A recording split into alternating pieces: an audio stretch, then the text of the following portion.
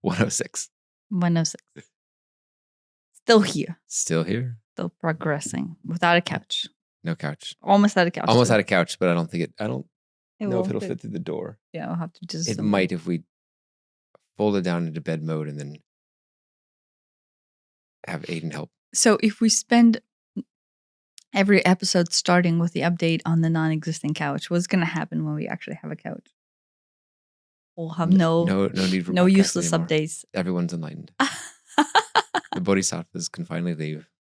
All sentient beings have reached enlightenment. And we have a couch. We have a couch. The most important, we have a couch. Yeah. So what I wanted this episode to be, and I don't know if it will go there, but that's probably not. Given our track record. Yeah. But the goal. So we watched the latest mystery teachings on Gaia. Yep. And obviously I'm reading my Osho book. And I've been having like recurring Egypt dreams, and then everything that we've kind of been talking about is kind of like coming together. And in one of my Egypt dreams, I was angrily yelling at someone who had a mystical Egyptian tattoo under their hair. Mm-hmm. And it was supposed to be a sarcophagi, but it was actually an eye of Horus, kind of like disguised. And I saw that the tattoo was actually the answer to all questions. I guess that's how it went. And it was the answer for E. And I don't actually know what E? E is Euler's number in mathematics. Oh, okay. So it was an answer for E. And it was represented in this drawing, in this tattoo. And I knew that was the answer to everything. Like quite literally, like this was the answer. But it consisted of like 3 energetic lines. It had like if you think of the Eye of Horus, it has three separate lines. It's a triangulation. Then eventually, through extrapolation, comes to a point. And so it had like if you think about and I don't in my dream it made sense to where I thought it was a tattoo of sarcophagi, but at the same time, visually, I remember interpreting it 3 lines of the eyes of Horus. So like maybe the tattoo was something, but what I saw was the interpretation thereof. Yeah, and so I guess maybe it's good that I added on the E part of it. So yeah, it was the answer for E. Well, in mathematics, you have a interest from a bank, right? And you have $1,000 in there, let's say, and it makes 5%. So in a year, if the interest is paid out yearly, you'll have 1,000. You'll get $50 of interest. Now you have 1,050. Now, but what if you wanted the interest paid every month, and then you want interest on your interest? Now you have the math's different. And if you want it every day, and you want it every minute, want it every second. E, Euler's number, is the number that is used if you want it continually compounded interest. So like you're always making interest, and you're always making interest on all the interest you've always made. So it's like as a bank. It's for any sort of interest. It's useful. It's like a logarithmic thing. So why would an Euler number be useful for the process of art talking? Before the dog barked, that made a lot of sense to explain that why, but I don't know. No, in general. I'm just in general. Like, why would the Euler number be the answer to everything in my dream? Well, it's the answer to how it solves the problem of how do you keep building upon yourself exponentially. Wait. So in my dream, yeah, I mean, I know you're reaching far here, but so in my dream, E was E, but then I also knew it was a compilation of the 3 currents, then would conjoin together in the combination of the 3. And it could combination of the 3. And it could be energy, right? Like I interpret that as energetic conjoining, like taking 3 streams of energy and then conjoining them into whatever E is in this case. You said 3. I'm going to make sure I get this formula right. E, Euler's number. I is the imaginary number. That is the square root of -1. And pi, of course, everybody knows pi, the ratio of the circumference to the radius. E raised to the I times pi, which is like, what could that number possibly be? -1.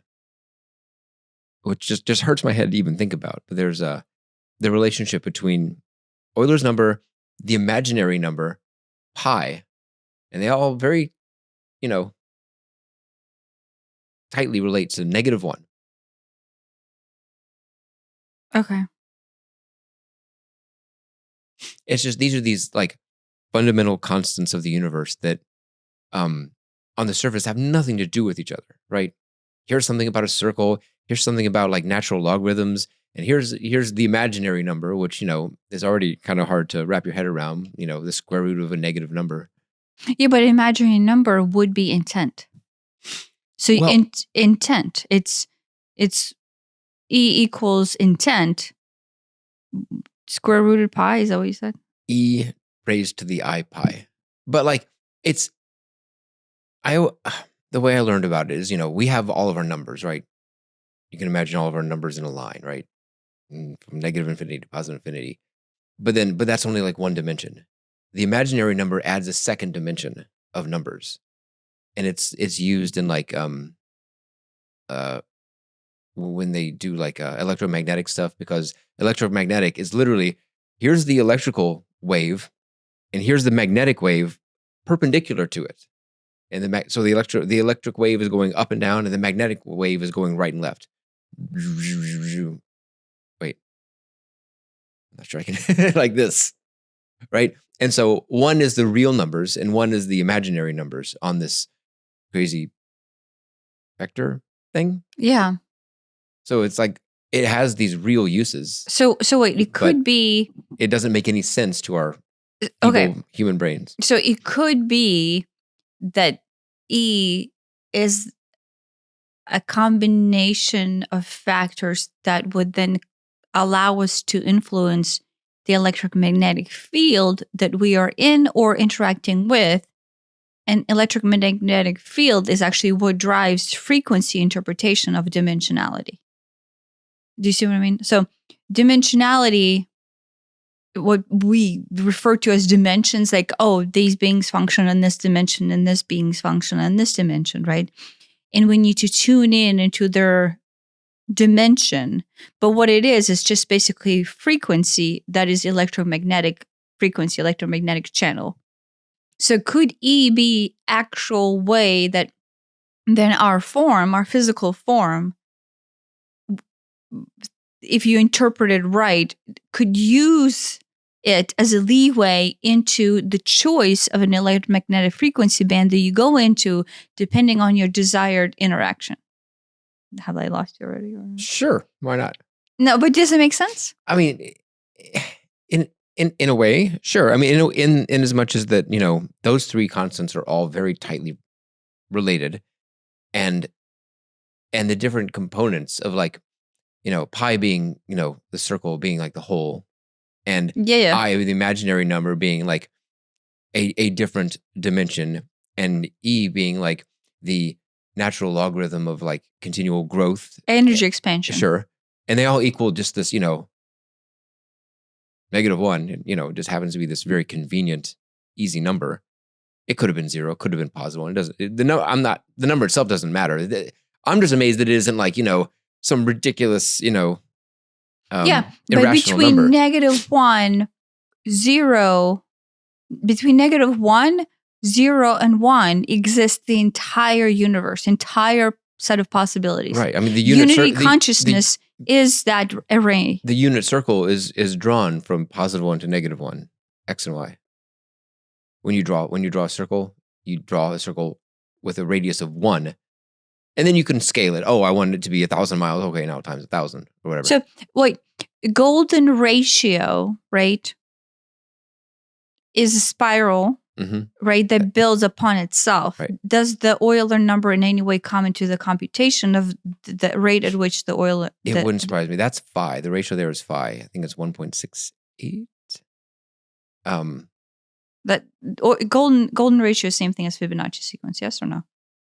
The Fibonacci sequence ends up converging at if you take it out far enough, like 5 to 8 isn't exactly it, but ... whatever the 1,000th digit is to the 1,001th digit, it gets it. Yeah, the Fibonacci sequence. The difference between subsequent numbers in that sequence ends up converging on phi, the golden ratio number. I think it's 1.68 to 1. Okay. So I know who we could ask. who? Robert Everett Grant. Oh. This feels like going down that path. Oh no. Okay. So I think this is interesting. So our friend just sent me something from TikTok that did I mispronounce it? Okay. No, okay. I might have. I don't know. No, okay. you said it right. No, and it was about this is what it was about. It was about what should you listen to it and then you can pipe it in? Sure. And so okay, so I'll do a better job. That was pretty good. I should just replace the TikTok. So that's something. Okay, so here's right, and then I just did the dowsing class, right? Yeah. And on top of that, obviously, whenever I do any kind of clearing, and on the mystery teaching, she also talked about this, but she talked about it in a different way. But I've always done this ever since. I don't know why I dove into Native American stuff, but there for a while, like a couple of years back, I was like guided to dive into like Native American teachings, and we had some Native American like arts and crafts classes that we did and things like that. But the way they balance their energy is through the 4 elements, right? And then the 5th element is the combination of the 4 coming together, right? And so the earth on the north, the wind on the south, on the east, the south, the fire, and the west, the water. You basically call upon the 4 elemental beings or spirits, or however you want to interpret it. The Native Americans will call them beings and spirits, but some people just say like frequencies, a frequency of earth and frequency of air and frequency of fire and frequency of water. Like you could, if we're going back to like science, you could say that each element has a frequency, right? But if you calling upon the spirit or the element and tuning into a frequency of something, it's very subtle, right? Like it's a subtle frequency that some people might actually feel. Like what is the frequency of the fire, right? Besides the heat that burns you, right? There's like a frequency that comes along with it, right? And so if you're good at tuning in to the elements, like earth is easy to tune into because it's 7.86, right? But air, right? Air changes, right? The frequency of air changes depending on atmospheric pressures and things like that. So if you combine the 4 elements, and on mystery teachings, she kind of talked about this. Yeah. And then she said that the 5th element that is formed in the center is called quintessence, which that's a chemical term for it, right? But I simply refer to it as the 5th element, right? Well, then she goes on to say that it's just unconditional love. Yeah, it's the energy of the heart. Yeah. Right. And so, but what it represents taking your entire psyche, your entire being, and then balancing it among the 4 elements, right? Cardinal points and thus 4 elements, kind of like a combination of the 2 is what Native Americans do. And I have always done that as well. And then you convalesce them into the middle, right? And then quintessence, I guess, is the term that some people use, but I just called it 5th element. But it is basically this super buzzy, like as far as electrical charge goes, essence. And so when I can zap you, that essence is most of the time when I can zap people the most is when I am very much balanced in that center, right? In that center point. Like there's huge amount of energy. Like if you think of Kundalini energy going up, like it is similar to that, except in this case, it's larger than self. It's kind of like your combination of self with the entire elemental system / the universe. You kind of become one, like unity consciousness one. So where was I going with this? Oh yeah. Okay. So combination of 4 elements into one, quintessence, but quintessence functions, or the 5th element functioned as a golden ratio spiral. Like the way it propagates itself up is through the natural charge of a point, right? So the golden ratio spiral goes up, which is exponential, like magnitude of energy increase. And then the Euler number could potentially identify the rate at which it propagates to increase and then closes the spiral. Is that too much? The pi, right? The pi is equivalent to the 4 elements. The circle is the 4 elements. Okay. Because the 4 elements are the circle, right? The imaginary number is the intent, your vertical intent into frequency or into ascension of energy. Right. So that's almost like a human. Like you can say a human, it's in its pure form of consciousness, in this clear form of consciousness is the imaginary number. Is I. What? Is I. It's the eye of the horse. Is I. Oh, I. Like I. Oh, it's represented as an eye. Oh, okay. There you go. Yeah. So the human. I'm not a fan of those like, oh, this happens to be a coincidence in the English language type of thing, but I don't think we'll run with it. I don't think it's a coincidence. Nothing is a coincidence. So pi is the 4 elements coming together into oneness, form the quintessence, which is the cumulative energy of the 4 elements. Through the cumulative energy of the 4 elements, you capture that energetic input. Then you have intent, which in your case you said it goes vertically. So then your intent, the I, your human free will, then assigns the factor to the imaginary number, and that is your intent of travel, or your intent of communication, or your intent of production. And then the Euler number then would be the derivative rule that the energy will start to ascend and convalesce itself, and how quickly it collapses together into the one ray. Does that make sense? I think so. So how it's useful, right?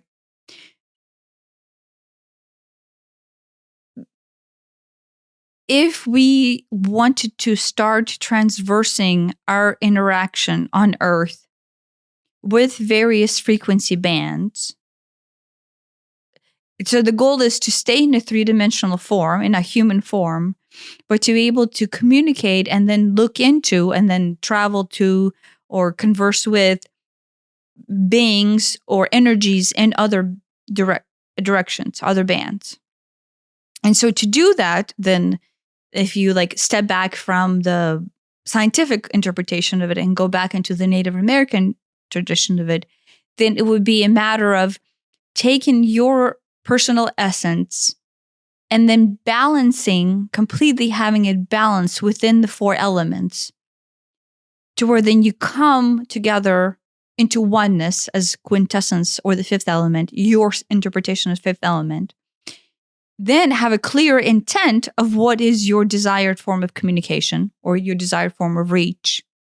And then through that reach, the Euler number or the energetic flow, it's actually energetic flow, I think, will just take you there based on those 2 combinations of the pi and the I into that form by the natural ways, the natural laws of the universe. So the E actually is not equal that, it is that equates to an E. Does that make sense? I mean, you can rewrite the formula to, blah, blah, blah equals E. Yeah, but the E is actually the derivative of those 2, right? To derive, so the E is a constant that is the formula for the flow of energy and compression of energy. Compression / amplification of energy. That's what it is.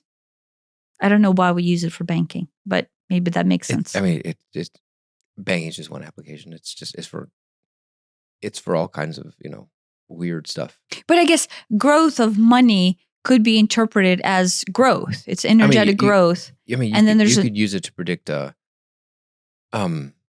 think, like, you can use, because it factors into, like, both exponents and logarithms, which are the opposite. In the same way that multiplication and division are opposites. I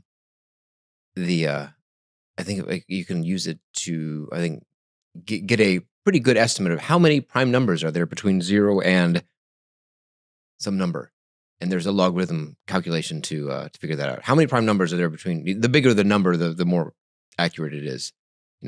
Between 0 and 10, that's not great. But between 0 and 10 million, how many prime numbers are there? And you do some logarithm on 10 million, and it's pretty close. And it gets closer and closer the bigger the number.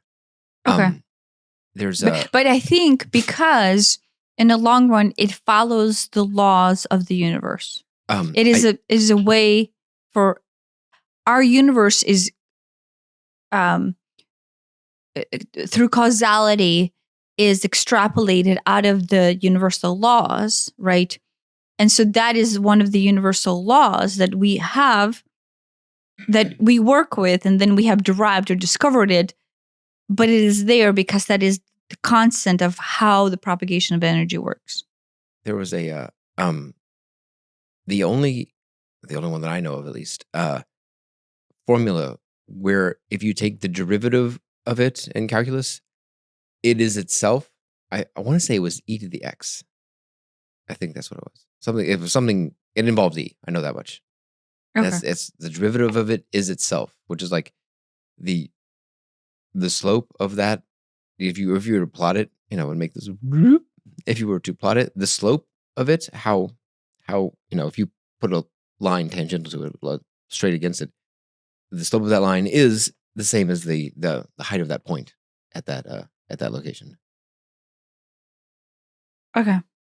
Yeah, but that's just like, how does the energy propagate itself naturally? Right, but it like in the most non-disrupted way. Right. It describes itself in a way. Yeah. Okay.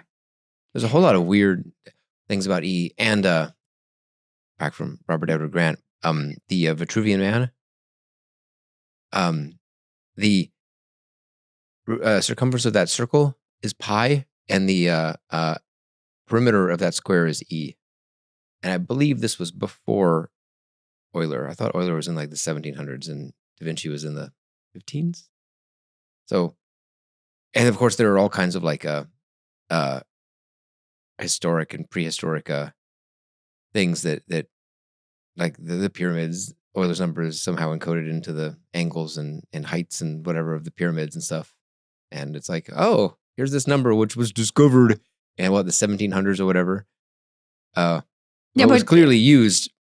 Yeah, but anything we discover is there. Rediscover. Oh, well, no, we basically through causality see the makeup of our universe, and then we assign a name or a value to it. Mm-hmm. Like, oh, look, it seems to be everything propagates in such and such form, and so therefore, then we discover calculus, whatever. Well, no, that's just the way that the universe is created. Yeah. Right. I mean, and all it is it's sacred geometry expressing itself with numbers. Mm-hmm. Do you know what I mean? But all it is just basically propagation of energy. Names and conventions for it. Yeah. Okay. Okay. Yeah. And in Vitruvian Man, it would also make sense then for it to be drawn to have a circle around it, right? So like there's a human form, and the human form is balanced within the circle. Right. He is completely contained inside of that circle. Which is what I'm talking about. And then within that balance, then he's also accessing or is in symbiotic relationship with the propagation of natural energy cycles, which is E. And then his intent is then travel multidimensionally or through a frequency band, whatever you want to refer to it as. And that would be the key. The key would be to combine the circle and the square and then be able to transverse that vertical the vertical line in order to exit out of three-dimensional interpretation of one band, or at least a very certain minimal and maximal band of reality, and then go into multidimensional reality. Did it. So there's Done. that. There's that. Yeah. Okay. Yeah. So there's that. And so. So you have a dream. Yeah. So this was the dream. I guess. Turns out that we needed to unravel the whole dream. But here's what I wanted to say. In a dream, I got very frustrated with the nonsense of the sacred teaching and this mystery stuff and all this nonsense that it was like secretive, and then like we're going to spend lifetimes interpreting, and the people were invading my home. Like they were quite literally like in my personal space, invading my personal space. And then, they were playing a poker game, which I'm trying to think what a poker game would represent. He was playing poker. Well, Aiden was talking about No, poker, Aiden, then, Aiden's into poker. On that show, they were playing poker. Some right turn pretty. Oh, I remember that. It's been a long time since we've seen that episode. No, to me, poker represents like, I think that's what this is. I get a nauseous feeling about it, which same thing that mystery teachings represent. It's like a way to play your cards just right, try to read your luck / read the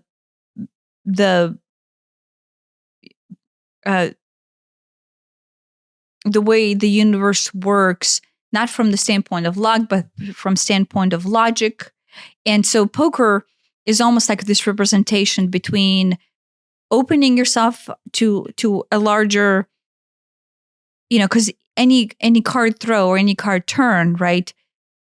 It's supposed to be random and supposed to be a representation of the universe. But at the same time, people trying to approach it either through logic or through, people call it luck, but let's say spiritual alignment. And the fact that this individual had a tattoo of the sacred knowledge, that it was secret, and he was trying to uncover what this compilation of 3 factors were, and yet they were sitting there lost in their poker game, invading my personal space, caused me to basically get really angry. And so then I I kindly basically rejected them. And I'm like, all of you are missing the point. And this is what I yelled out. And I said, the only thing that you need in order to make this secret work is to be able to live through your open heart. And so then I said, and you know what? You sneaking into my house and taking up my space is the opposite of being in your open heart. So therefore, get out of here type of situation. So, but I think what it meant, and this is maybe the part of me that is frustrated with this, and I keep on having these recurring dreams, where I think I have said this before on the podcast, is that we have all the answers that we need in order to reach either point of awakening, a point of dimensional travel, or a larger perspective of life, or continuation of Earth species past the point of extinction. Like, we have the answer to it. And the answer is simply to reach our open heart space. Yeah. But the only reason we're not reaching the open heart space is because we're refusing to do the due diligence work to process the density of our trauma in the lower 3 chakras that causes the heart space to be blocked. Yes. And the way it works, it's not like, oh, the energy will come here and then it will send up through the heart space. No, the energy comes from the top. It ascends down your pranic tube through the 3-dimensional bullshit that we're holding, that is a density. And it never has the ability to come in and just gradually and slowly, in the most careful way, to travel up through the density, right? Because the density is not there, which just casually walk its way up and then go through the heart space and then basically connect you up to your intent of the eye. Wait, so it comes from the top down and then back up? Yeah. Okay. Yeah, right. That is the flow of the pranic flow. And like what she said on the mystery teachings. Yeah. Oh, yeah. Okay. She talked about, so in the mystery teachings, she referred to it as the Milk and honey. milk and honey. Right. It's a literal secretion from the pineal and pituitary glands. Yeah, that is how it's interpreted. But the energy actually comes from above you, like from your higher self. The pranic tube that feeds you in comes in from even outside of your personal form. But the pineal and pituitary glands are there to interpret that energy. So they're almost like the receival stations. So if you refer to milk and honey and the combination of those two, and the propagation of the energy, those are what would receive the energy in. But I think most of the people get too lost in the idiotic details of, oh wait, does that mean I have to sit there and like squeeze my head just the right way in order to activate this one and that one, and then like have them to flow? Yeah, do you know what I mean? Like it. I think then this is not a shot, but the people who designed the mystery teachings were men, because men need this understanding and a logical interpretation of how things work in order to make things happen. And then everybody else post this design, right? Which was like in the Osho book, it keeps on saying everything that is a teaching is supposed to be metaphorical. It's not literal. That's what I was going to say, is that I think it's more metaphorical. And only recently have we gone, oh wait, there's a gland here and there's a gland there, and let's say it's literally those glands. Yeah, but we spend too much time being lost in the detail of where and how and what, and I'm supposed to do this during this cycle of the moon, I'm not supposed to do this during the cycle of the moon. And all of that might have been right based on the interpretation of the individual who wrote the mystery teaching or the alchemical text. Mm-hmm. That was his interpretation of it. But what I say is, none of it is correct if you personally choose it not to be correct, and you adapt your own way of treating the system based on how you feel. That is what I subscribe to, is that a lot of these things are very prescriptive and like weirdly prescriptive. Oh yeah, make sure that if the moon is in your birth sign, then you do or don't do the following things, and that if that works for you, that's great. Yeah, but I don't. It's just nonsense, though. Yeah, it is nonsense. If you want to go down that path and that works for you, more power to you. But that feels unnecessary to me. Well, it feels like that's just some sort of extra layer of pomp and circumstance that's been added on to make it seem extra official, extra fancy, and I don't subscribe to that. Yeah, no. But this goes back to it in the dowsing workshop that we just had, right? Like I said, this comes down to the same thing. Most of the dowsing teachings that were originally designed or / taught out there were done by men, mm-hmm. right? And men are very logical, very, whatever portion of the brain, it doesn't even matter. I think it's the left. Right. And so like things were written down, and you do the L rods this way, and these are the commands, and and here are the charts, right? Mm-hmm. And at some point, whenever people start to learn new things, what they do not understand, it is not a matter of following the things this way. Here's a suggested way that worked for this one guy that happened to program his L rods to function in such way. I think a lot of that has to do with like superstition and magic thinking, and like if it worked, if one time he held his rods this way and he happened to find water, he's like, that's it, you got to do this from now on, I figured it out. When it would have worked if he had held it any other way. And so one time it worked for someone this one way, and then they're like, okay, this is exactly how it has to be done. No other way will ever work. For them. For them, that's their truth. For them, maybe that's their truth. Mm-hmm. But then they go and they teach everybody, you have to do it this way. You have to, whatever. The crystal guy. Marcel Vogel. He's got the whole thing. You have to like blow out your nose really hard. Yeah. And it's like, that works for him. That has boogers come out. I know. I didn't want to do it too hard, did it? No, it was a joke. It was a joke. I didn't want to do it too hard because I'm little.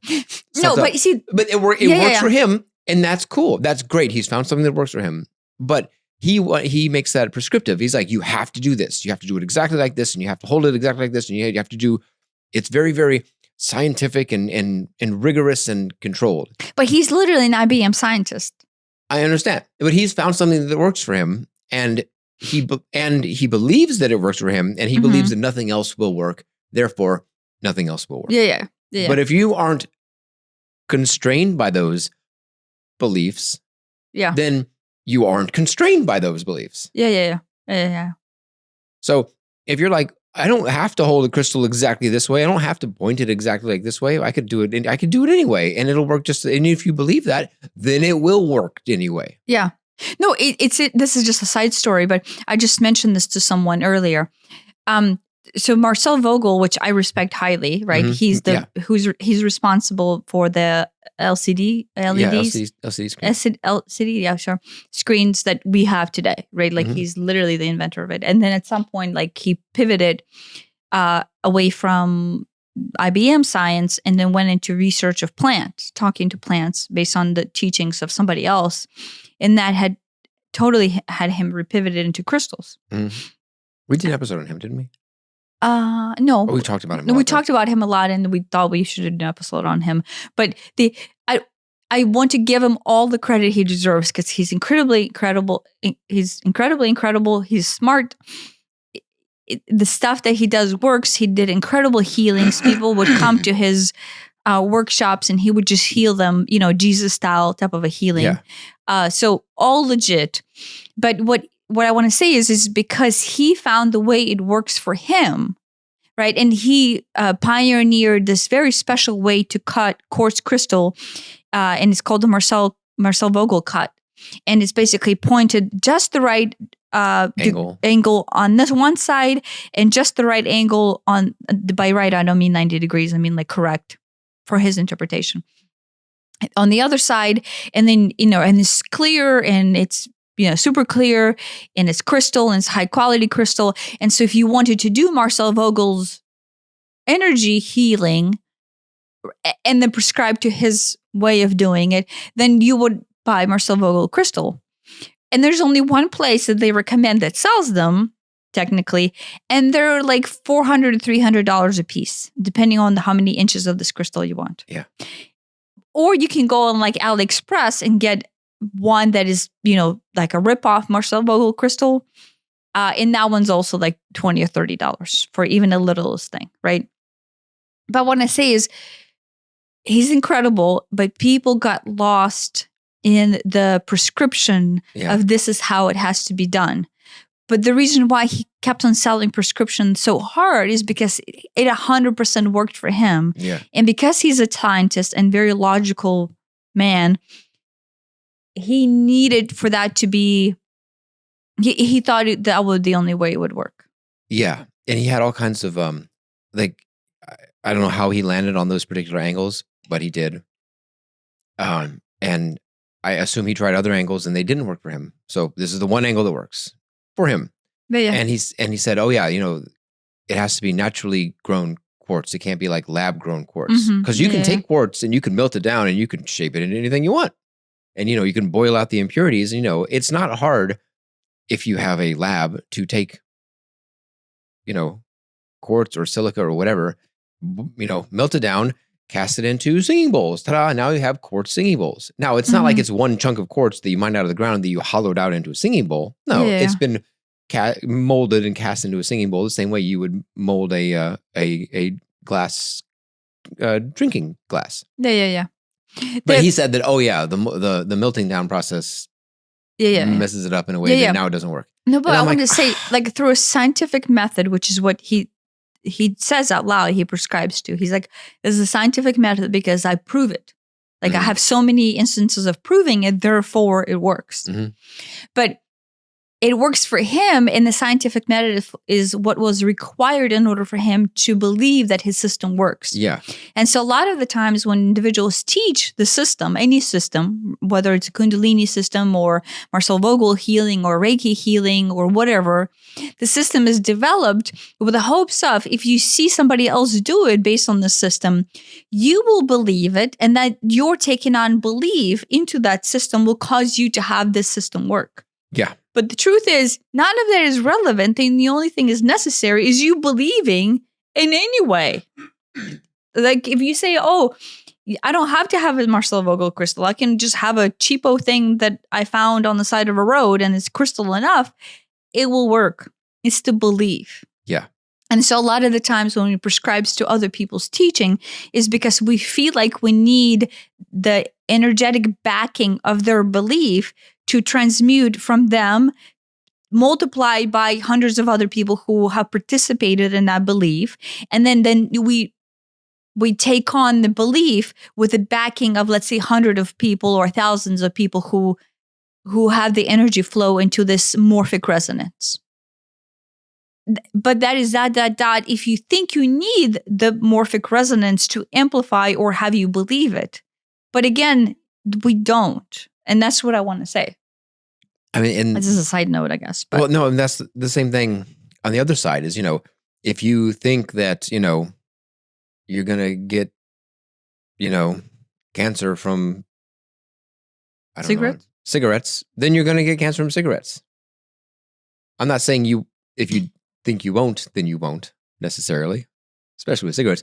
But, if the things that you are afraid of, if you're giving that much attention to, it's exactly the same. It works both ways. It's attention traveling. Yeah. Yeah, but intention traveling from Marcel Vogel's standpoint is Marcel Vogel has a huge power bank of personal energy that he believes in this method. Hundreds of people got certified in Marcel Vogel's teachings, and they propagate this particular healing. And then when you tune into it, there's already a morphic resonance field that exists that has this method as a working method. But there's a choice. Same thing with which was the Yogananda one? Is that Kriya Yoga? Yeah. Yeah. Same thing with that. Here's the one true method to solve all your problems. Subscribe today so you can figure out what it is. Yeah, right. Yeah. No, but I'm sure that works for some people. Yeah. But if you believe that is the only way to do it, then unfortunately that will be the only way to do it. Yeah. But I have said this before.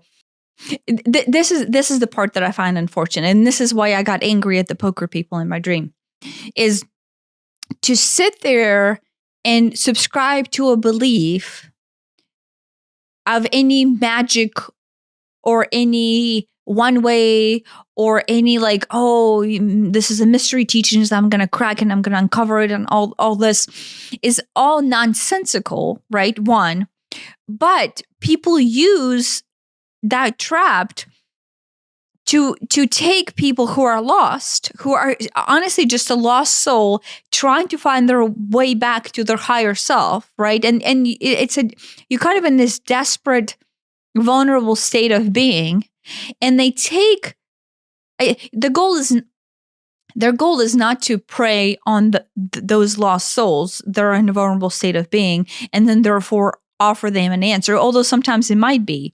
But that's what ends up happening, is that if you say, here's a way that it works, and I'm the guru behind it, and I'm the lost soul, like all of the Kundalini yoga stories, right? And the Kriya yoga stories. Anybody has a terrible story that they use me and they abuse me. Well, it's because you surrender your sovereignty based on this vulnerability because you wanted for somebody to be the answer. You surrender your sovereignty to the Reiki teaching, or to Marcel Vogel teaching, or to the Kriya Yoga, Yogananda, or to a Kundalini teaching, right? And it's not that way doesn't work, or it's not that they doesn't have something to offer. It is simply that because of your vulnerable victim mindset that you're still vibrating, you were dragged into this way, and you chose that to be the one and only, and you gave up your sovereignty that way. Yes. So this is what I wanted to say is, and 2 years in, I know I keep on saying this, but nothing is required for you to find yourself other than your connection to your own truth. And quite literally, nobody else can give you your own truth other than yourself. Everything out there is simply an idea or a teaching or somebody else's interpretation of how they reach this certain understanding of their truth. And you can assimilate yourself and go, oh, wait, does it work for me? Does it not work for me? But in the long run, your truth is quite literally your truth. The I in this formula is you. And the formula doesn't work without you being yourself. I think if you were to take all the now, every spiritual teacher has their own flaws and everything. We have our own flaws. But anybody who has an actual lesson that is worth, or teaching that is worth listening to, if you take all of them, I think what you will find in common is they have all done the work of exploring themselves. And that's where their teaching ends up coming from. Yeah, but that is correct. So it isn't, I need to listen to, Billy Bob because he's got all the answers. He says he's got all the answers. He's clearly enlightened and he drives a Mercedes. So clearly he's enlightened. So I'm going to completely surrender everything and follow him completely. That is a dangerous trap. Yeah. Yeah. Well, no. Yes. Doubly so if they say that they're the only one that has the right answer. Yeah, but you're surrendering your sovereignty because deep down you're lost and vulnerable, right. And you try no, I sure, can relate you're to trying, that. You're right? a seeker, and here comes someone who claims to have the answer. Seems like they have the answer. Seems like they have all their stuff together. Yes. They seem at peace. Well, nobody has their stuff together. Whatever, they seem like they do. I don't know if it does. Does anybody actually seem like they have? In real life, I would say no, but they seem like they do at least more than I do at this point in my life. So clearly, they're onto something. Teach me. That seems like what's happening to the Kriya yoga and the Kundalini yoga for sure. Yes, Marcel Vogel's. I think his followers are not as bunkers. Right. In the surrendering it can of sovereignty. It can turn culty quickly. Yeah, but the culty is almost like you're surrendering your sovereignty, but nobody is making you surrender your sovereignty. No, but yes, the irony with a cult is that anybody can walk away unless you're being held there at gunpoint, Jonestown style. Anybody can walk away at any time. Anyone can say, you know what, never mind, goodbye, and just walk away. Yeah. But they are held there. In hopes of their own free will. In hopes of, oh my gosh, I am so close to figuring it out. They've got the answers. I just need to try harder, donate more money. I don't know what. Have more sex with the leader. Who knows what it is? Depending on which of these things it is. Some of them get dark, but they're. And you feel for these people because they are seekers as well. Yeah. They want to learn. This is what I noticed. I noticed this. I keep on noticing this over and over and over. And anytime we have any kind of class, and anytime we attend somebody else's, like when you went to ayahuasca experience, right? I'm noticing this same pattern and anytime anybody calls me and I have, some sort of healing session with them, is that at the core, the only thing that we're trying to reach is that open heart vibratory field that calls us. Quite literally, it is a magnetic pulsation. We can feel there's home. You can feel it. I just want to get back home.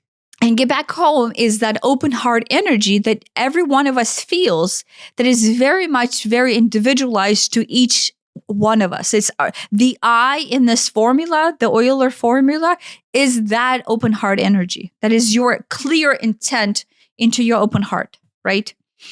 And then because the beacon is calling us and we know it's somewhere out there, anytime we hear anybody else say something that kind of reminiscently touches on that open heart space, we go, wait, and let me dive into it. But the caveat there is there are thousands and thousands of ways for you to reach your personal beacon, and that no one system has all the answers. And this is maybe more important to say here. Who has the answers is you, and your path to your opening of the heart is your path, quite literally your path. And so like if the goal is to dabble in 200 different systems over your lifetime here and then touch on your heart energy in that way and go, oh, I discard this one now and I marry this one for a little bit and I discard that one and I go here. Oh, and now all of a sudden I'm into, incense burning and fire ceremonies, and 2 months later forget that, and now I'm all of a sudden wearing all white and I'm into Kundalini yoga teachings. What? This is not white. This is beige, right? And that is perfectly fine, because the most important thing you can do is you can intuitively hone in on that beacon, and that beacon will just guide you in a very serendipitous way to all the right workshops and all the right teachings, and do not marry any of them. Right. I mean, I've said this before. What I do is I will learn and explore as widely and deeply as I can, and I will pick and choose the things that resonate with me. Yeah. Between various esoteric teachings and traditions and sciences and psychology and all of that stuff. And so there's probably no one else on earth who has my specific flavor of what I believe. And at the same time, I enjoy the ritual of stuff as well. And so everybody's probably seen me do it, but I will turn my cup 8 times clockwise, and I will turn my cup 3 times anti-clockwise, because we saw this thing with who's the biomagnetism guy, bioenergetic. Abraham Karim?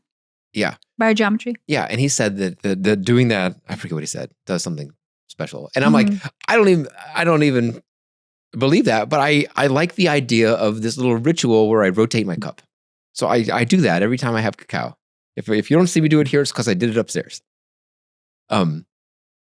It's just this fun little ritual that I add to it, that just for the pure enjoyment of it. So I have this collection of beliefs and rituals that are very personal to me. Yeah. And they're always changing. I'm always going, you know what? This isn't working anymore. Thank you. You've served me well in the past, but you can get cleared out to make room for a updated version or a different viewpoint or something like that. Yeah. I said this in the class, but it has to be a child's play. Yes. Whenever you're seeking. It makes it fun. Yes. The best way to seek and to find and hone in on that beacon that is your open heart space is to be in the child play mindset and just have the heart as open as you can. Because the truth is, our heart is very closed. Like average individuals has the heart very closed because through the unsafety and the trauma that we have yet to process, it has a heart mostly protected and shielded because we still don't feel safe opening it up completely, right? And we find the world threatening enough in order not to be able to have it open. But as you slowly work through the trauma, right, and acknowledge that it's there and let go of it and draw awareness to all these little aspects of it, your heart will become braver and braver in being able to be opened, right? But the beacon that is calling you is the opening of the heart. But the how is through the unraveling of density. That is the trauma and the pain that we're refusing to acknowledge, denying our truth, right? And we can choose to acknowledge that we experience pain, but still choose to hold on to it. Or we can choose not to acknowledge that we experience pain and just be in complete denial over the fact that we even have this trapped energy. And you're still holding on to it. And you're still holding on. So however it is we choose to hold on to pain causes a heart to be closed because it is unsafe for the heart to be open if we feel unsafe. But the unsafety is caused by the trauma that the child still feels within that you're choosing not to acknowledge. And the article that I just wrote for the Egor Casey magazine, right? Like you're like, wait, what's the answer here, right? And I wanted to say like, and I still say, I guess, the goal is not to give somebody the answer of how to. The goal is simply to draw awareness to the isness. Does that make sense? Yeah. And we still have to proof the article to make sure it does that. But the goal is, here's where the truth is. The truth is you have the most beautiful, gorgeous self that is available to you at all times and is actually already there. But you don't feel it because the heart is not in,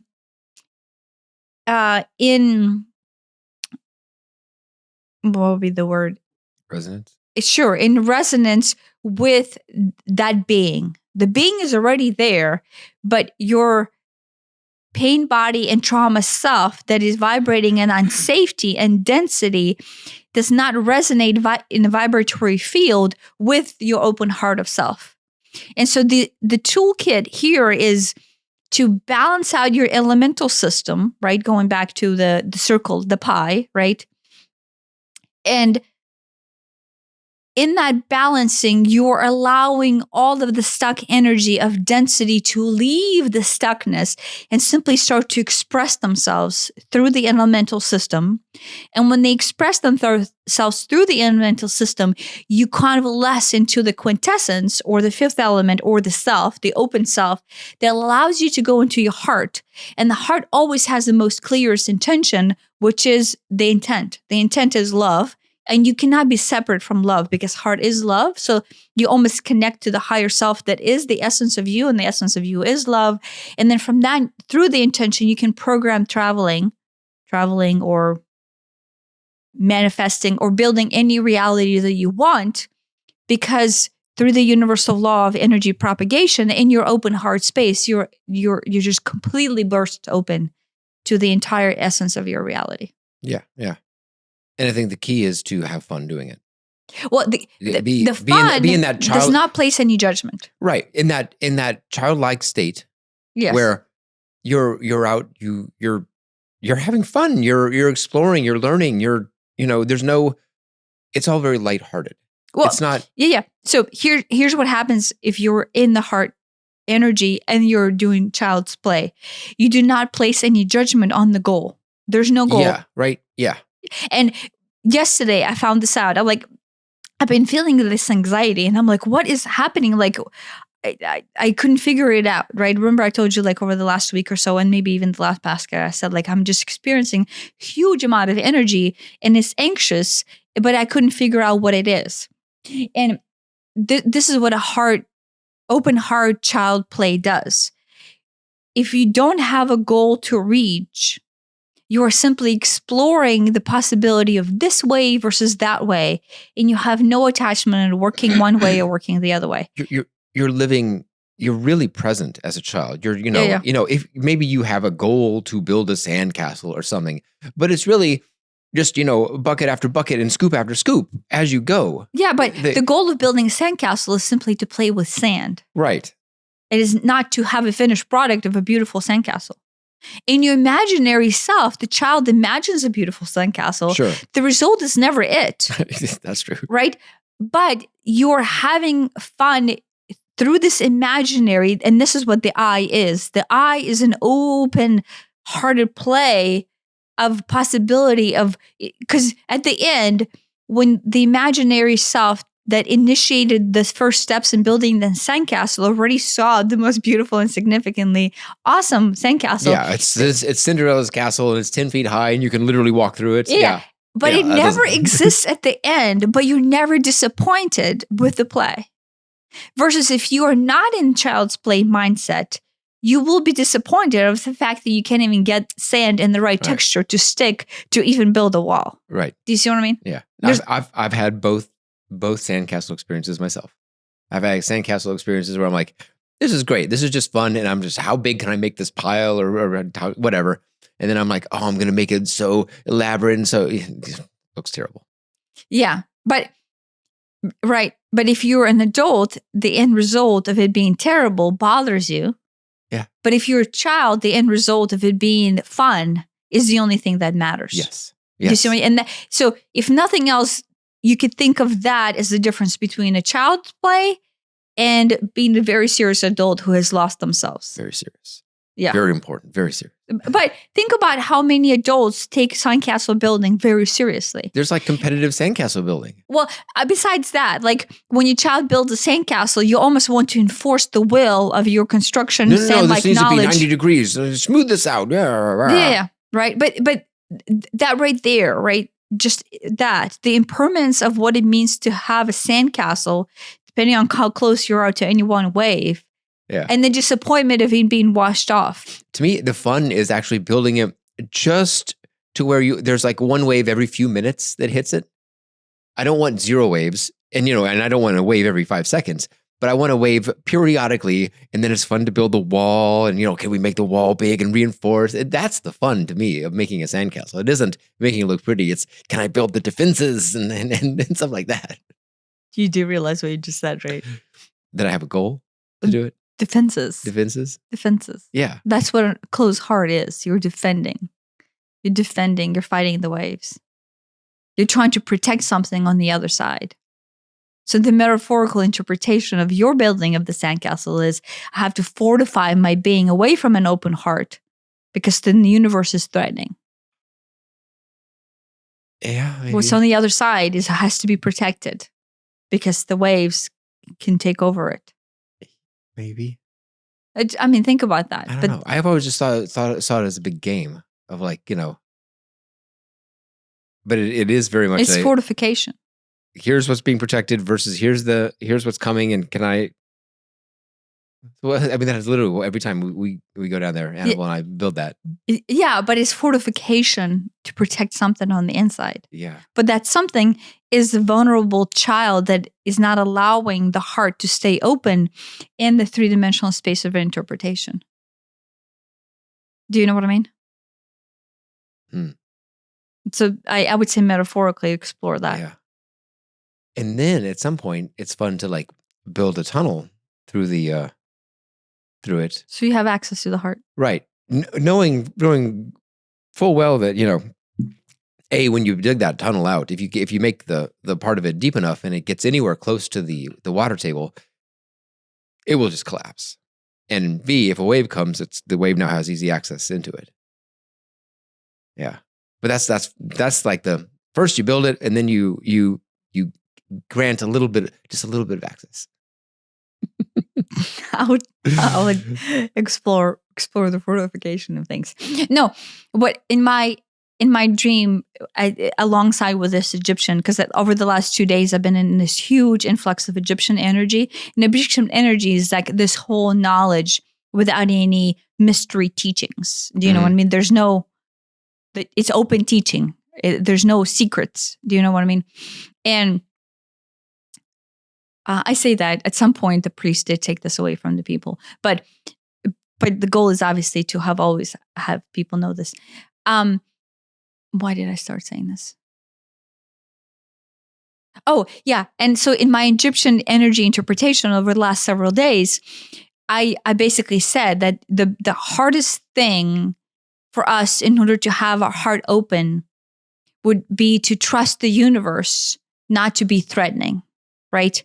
And then safety in our pain body and trauma, in our mind, in our childlike mind, right, through the childhood trauma, started to interpret the universe as threatening.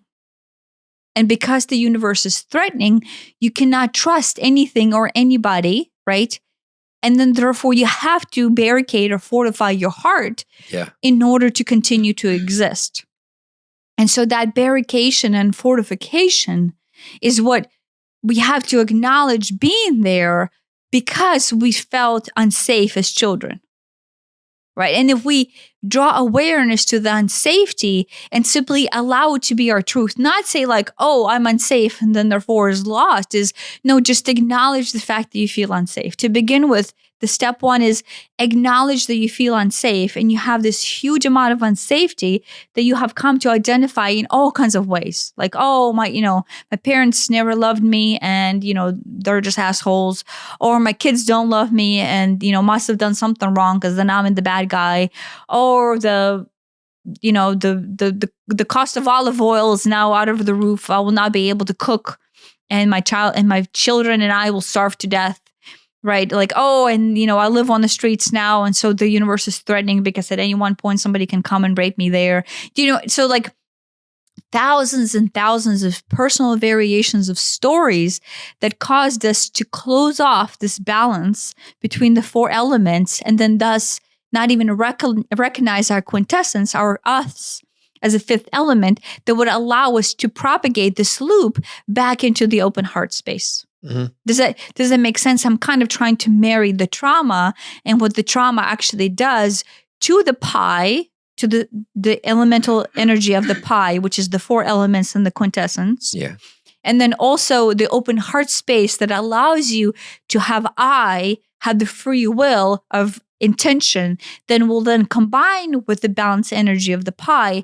And then through the universal energy of propagation, which is the E, actually loop us back up.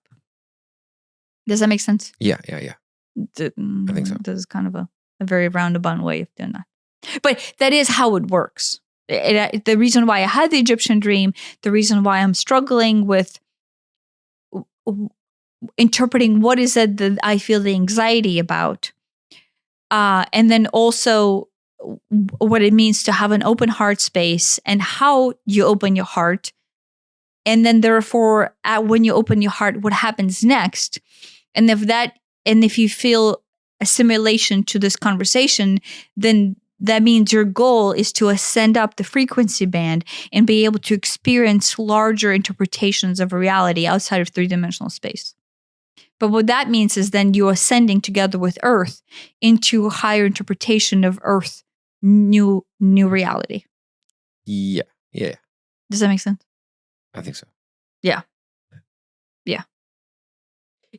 Oh, wait, did I complete the thought of open heart? Yeah. And so in my case, I was frustrated with the people invading personal space and having all these mystery teachings because on the long run, the only thing you need is to reach an open heart. But the reason why you're not reaching your open heart is because you have closed it off based on the fear, based on the trauma that you're holding. Did I marry it all together? No, I do think that's the answer. Do you remember when we had an episode on binary sequencing? Mm-hmm. And the teaching that I got was that everything is a binary interpretation of reality, right? And it's either ones or zeros. Yeah. But in a three-dimensional space, we loop in, and then the entire essence for us is from -1 to 1. But that is the entire range of the wholeness. Yeah, I mean, -1 to 1 is the that's the unit range. That's the that's used everywhere in math and science. And, okay. And computer science. Oh, you want to generate a random number?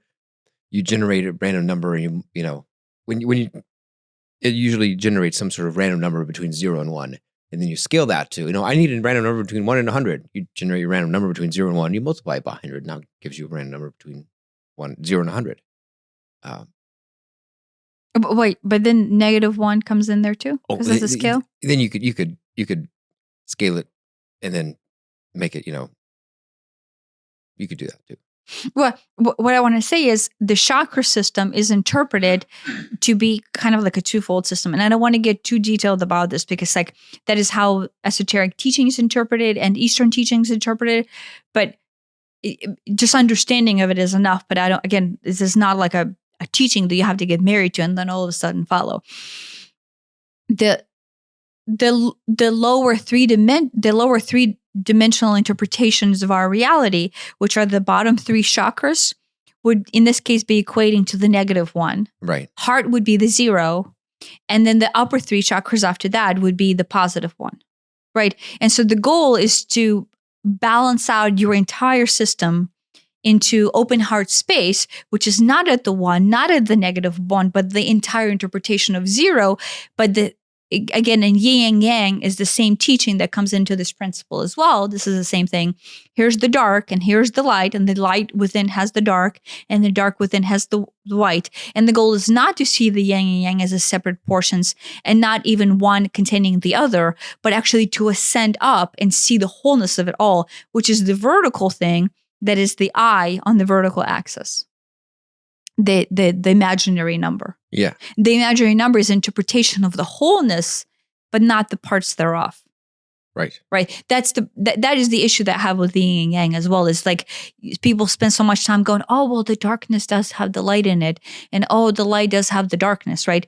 But the graduate interpretation of it is there's no such thing as light and dark. Right. You through the 0, you ascend all the way out of split of 1 and -1. Right. I mean, it's interesting to have all these things which are, True enough. polarized, Yeah. on some sort of continuum of like, hot to cold, light to dark. And then even things which are like, well, that doesn't feel like there's much of a continuum between on and off.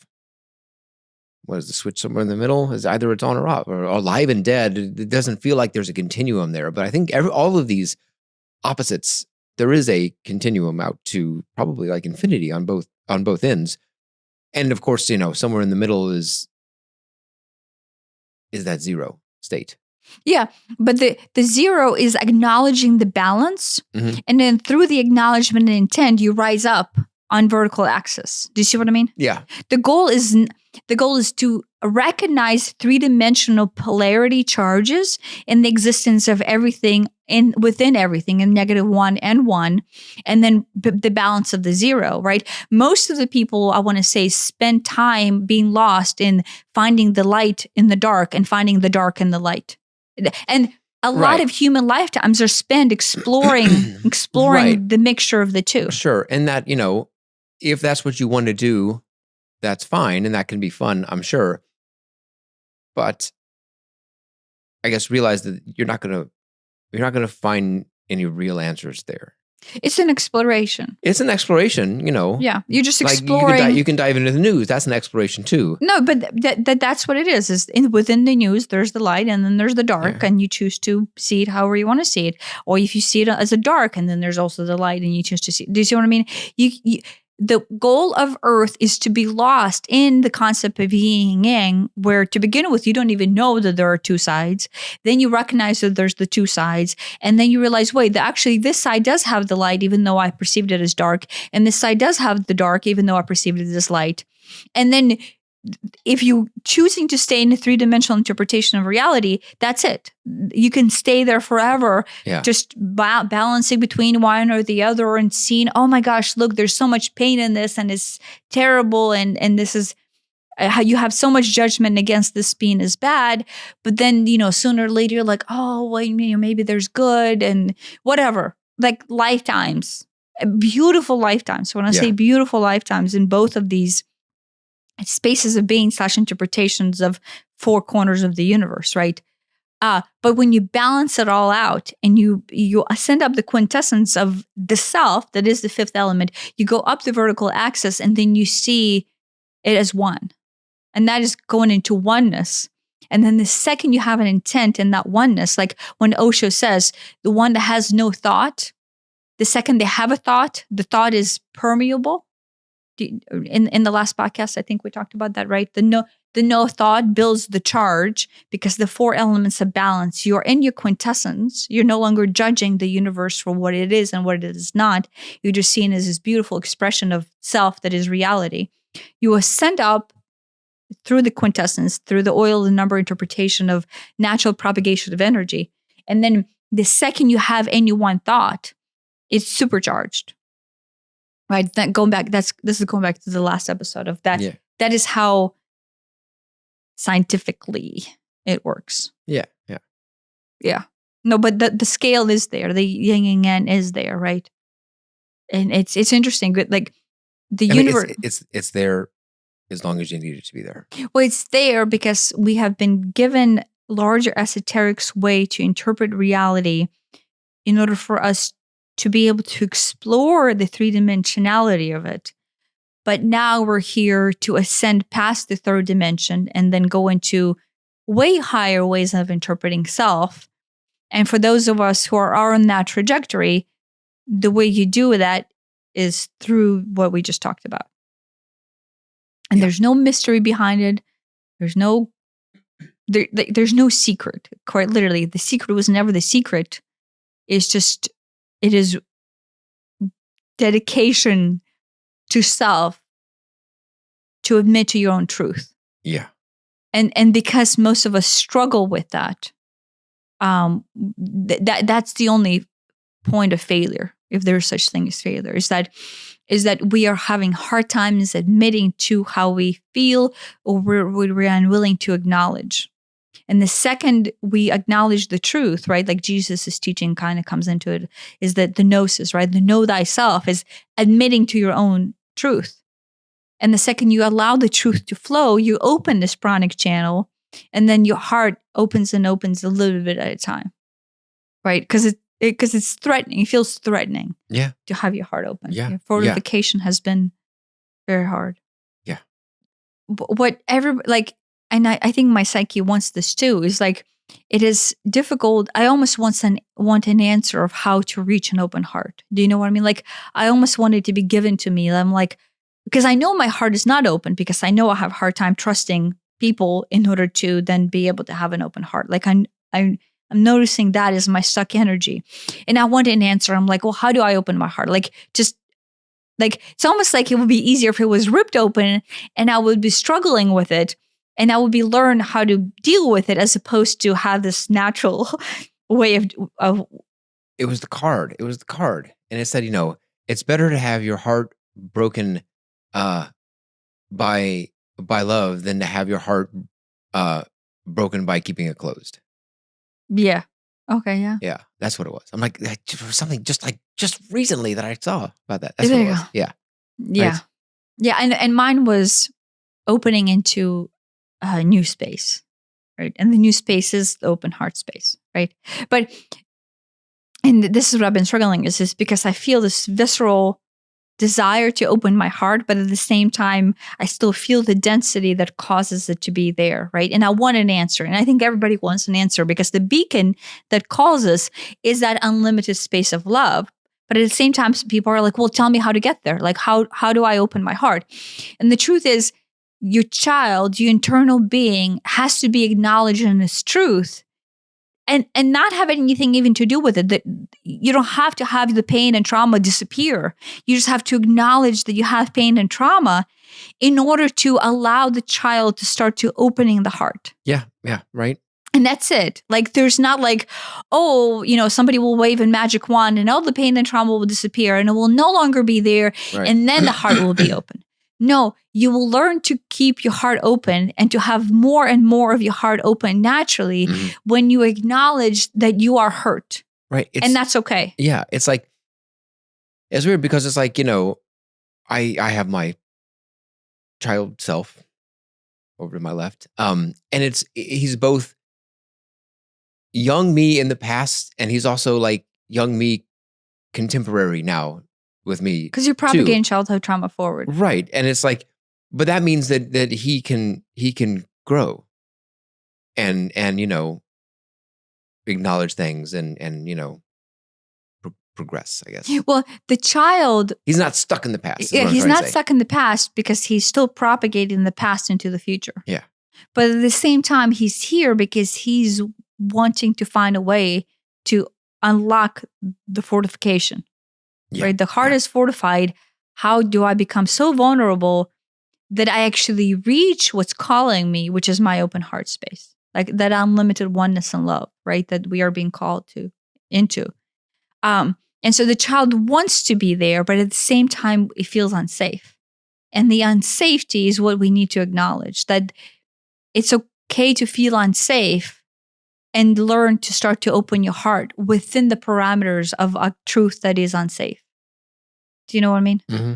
Like, it is okay to walk in unsafety and feel the same unsafety we have felt, in our case, for over 40 years, right?